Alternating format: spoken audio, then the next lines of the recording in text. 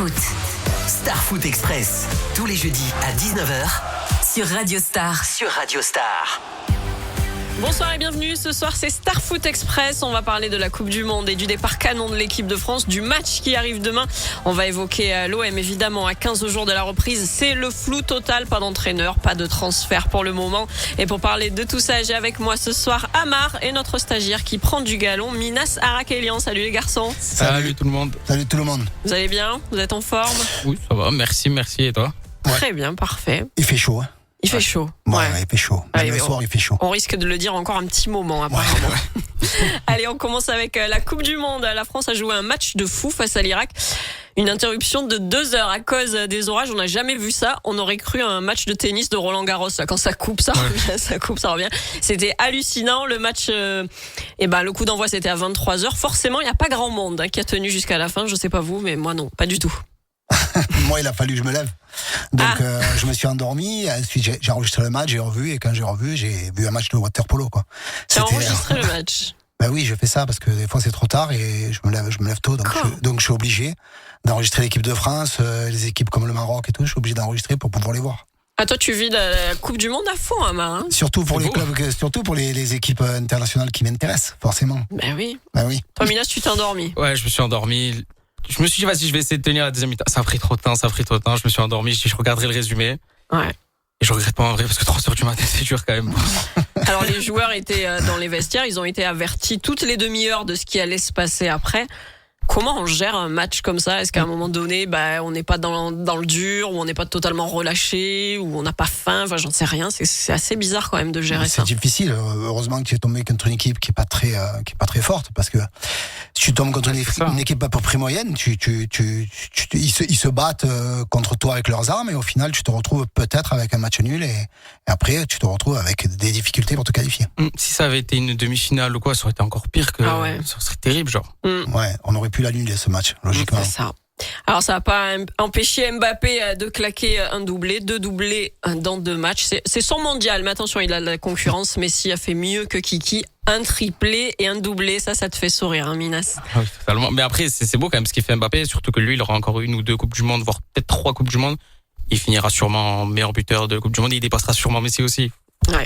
Ouais, moi j'aime beaucoup Mbappé, tu le sais. Je sais. C'est un joueur de grande qualité, même s'il est passé par Paris et qui nous avait irrité un petit peu à un moment dans sa carrière. Voilà, mais en tout cas, c'est un attaquant qui est vraiment, je pense, en pointe, c'est le plus grand attaquant qu'on a jamais vu.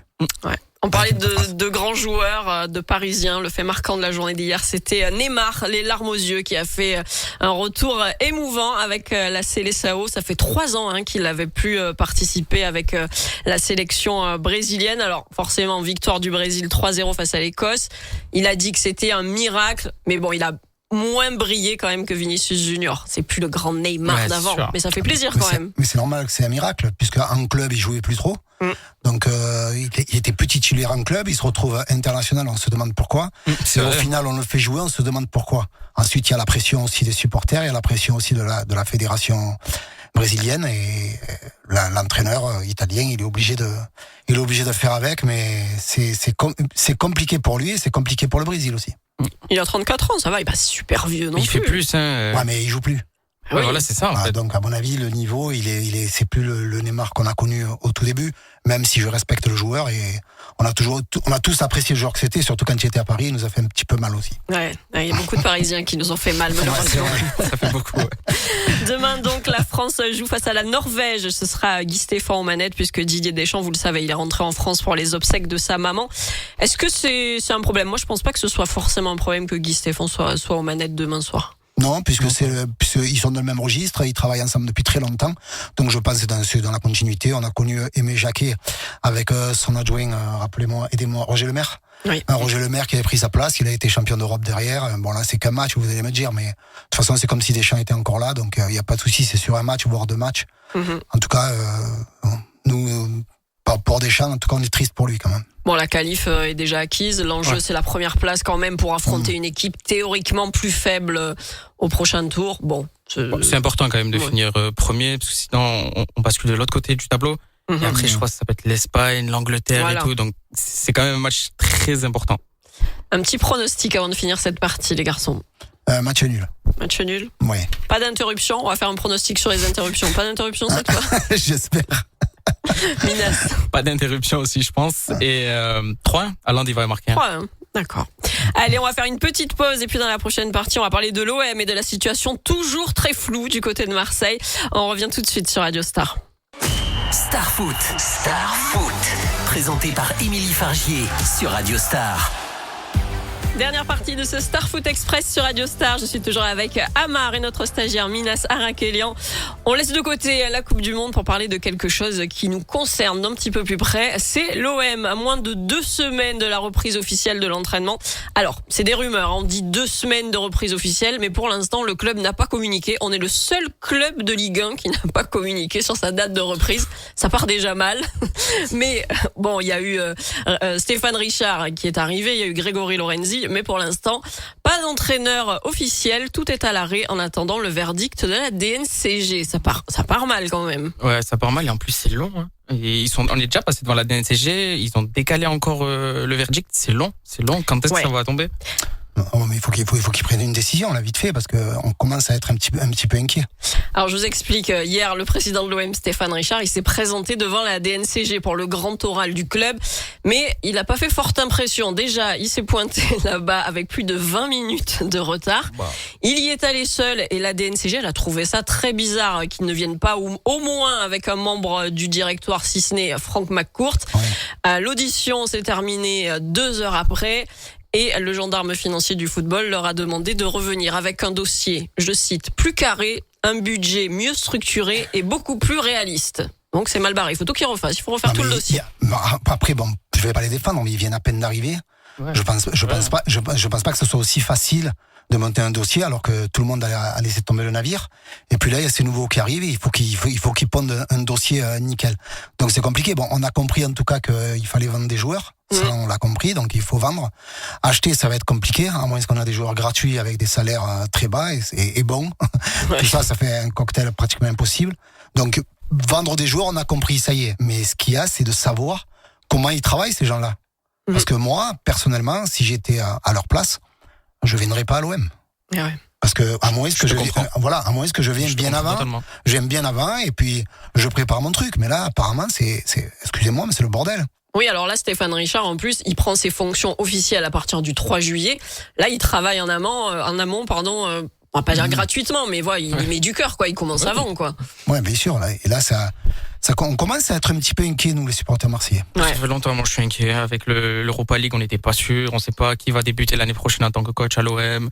On sait pas c'est quand la reprise. On sait pas quand est-ce que la DNCG va nous valider. On sait pas grand-chose, ouais. C'est ça. Pour les féminines, c'est bon, on sait à la reprise, on sait tout. Peut-être. Ça va alors. Alors en tout cas, il faut vendre, mais il faut pas brader. Et pourtant, Greenwood, qui devait signer à la Roma pour 50 millions d'euros, finalement, ça va pas se faire, puisque là c'est l'UEFA qui bloque la Roma, qui n'a pas respecté non plus le fair play financier, donc ça se fera pas.